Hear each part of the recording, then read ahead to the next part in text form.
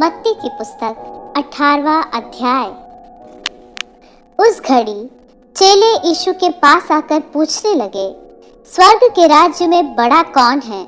इस पर उसने एक बालक को पास बुलाकर उनके बीच में खड़ा किया और कहा, मैं तुमसे सच कहता हूँ कि जब तक तुम ना फिरो और बालकों के समान न बनो, तुम स्वर्ग के राज्य में प्रवेश करने नहीं पाओगे।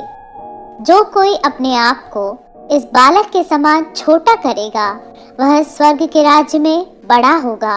और जो कोई मेरे नाम से एक ऐसे बालक को ग्रहण करता है, वह मुझे ग्रहण करता है। पर जो कोई इन छोटों में से जो मुझ पर विश्वास करते हैं, एक को ठोकर खिलाए, उसके लिए भला होता कि बड़ी चक्की का पाट उसके गले में लटकाया जाता और वह गहरे समुद्र में डुबाया जाता।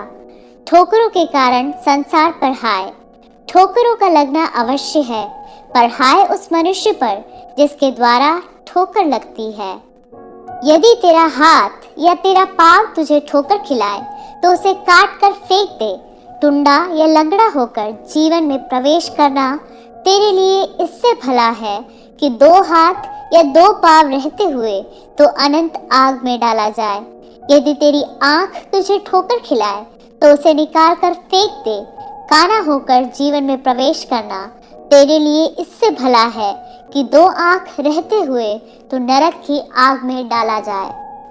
देखो, तुम इन छोटों में से किसी को तुच्छ न जानना, क्योंकि मैं तुमसे कहता हूँ कि स्वर्ग में उनके दूत मेरे स्वर्गीय पिता का मुँह सदा देखते हैं, क्योंकि मनुष्य का पुत्र खोए हुओं को बचाने आया है। तुम क्या सोचते हो, यदि किसी मनुष्य की 100 भेड़ें हो और उनमें से एक भटक जाए, तो क्या वह 99 को छोड़कर और पहाड़ों पर जाकर उस भटकी हुई को न ढूंढेगा? और यदि ऐसा हो कि उसे पाए, तो मैं तुमसे सच कहता हूँ कि वह उन 99 भेड़ों के लिए जो भटकी नहीं थी, इतना आनंद नहीं करेगा जितना कि इस भेड़ के लिए करेगा।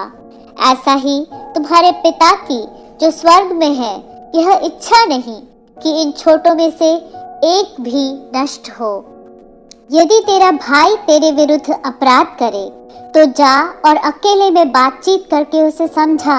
यदि वह तेरी सुने, तो तूने अपने भाई को पा लिया।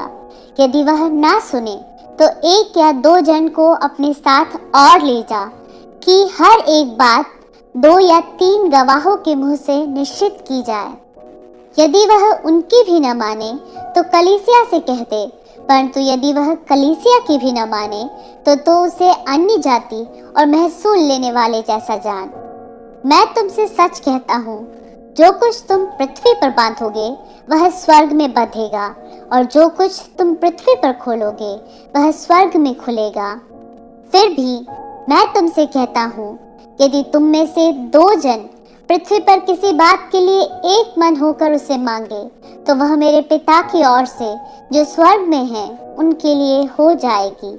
क्योंकि जहाँ 2 या 3 मेरे नाम पर इकट्ठा होते हैं, वहाँ मैं उनके बीच में होता हूँ।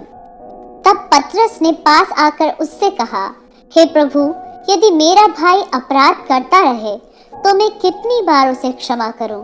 क्या 7 बार तक? यीशु ने उससे कहा, मैं तुझसे यह नहीं कहता कि 7 बार तक, वरन 7 बार के 70 गुने तक। इसलिए स्वर्ग का राज्य उस राजा के समान है, जिसने अपने दासों से लेखा लेना चाहा। जब वह लेखा लेने लगा, तो एक जन उसके सामने लाया गया, जो 10,000 तोड़े का कर्जदार था। जबकि चुकाने को उसके पास कुछ न था, तो उसके स्वामी ने कहा, यह और इसकी पत्नी और बाल बच्चे